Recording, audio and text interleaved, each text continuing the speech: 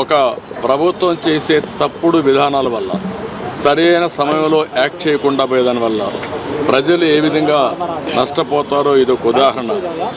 ఆంధ్రప్రదేశ్ రాష్ట్రంలో ఏ ప్రోగ్రాం సరిగా జరగలేదు. సెంట్రలీ స్పాన్సర్ స్కీమ్స్ అన్నీ కూడా నిర్వీర్యం అయిపోయినాయి.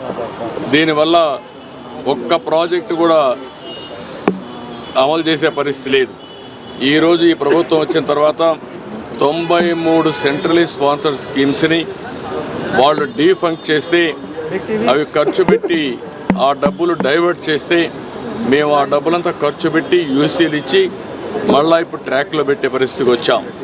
అంటే ఈ విధంగా సెంట్రల్ ఇచ్చే స్కీమ్స్ అన్ని ఉపయోగించుకుంటే రాష్ట్రంలో ప్రయోజనాలు వస్తాయి, ఉపయోగించుకోకపోతే ఇలాంటి సమస్యలు వస్తూ ఉంటాయి.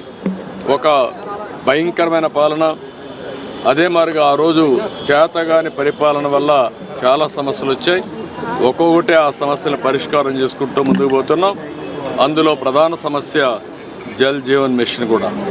దీనివల్ల ప్రతి ఒక్క ఇంటికి ట్యాప్ ద్వారా సస్టైనబుల్ వాటర్ వచ్చే విధానానికి స్వస్తి పలికారు. దెబ్బతీసే పరిస్థితికి వచ్చారు. ఇప్పుడు మళ్ళా కేంద్రంతో 27,000 కోట్లే కాకుండా నెక్స్ట్ ఫేజ్లో మళ్ళీ 54,000 కోట్లు కావాలి. ప్రతి ఒక్క ఇంటికి నీళ్లు ఇవ్వాలంటే ట్యాప్ ద్వారా. దాన్ని కూడా వర్కౌట్ చేయాల్సిన అవసరం ఉంది. ఏ విధంగా వర్కౌట్ చేయాలో in course of time workout చేస్తాం.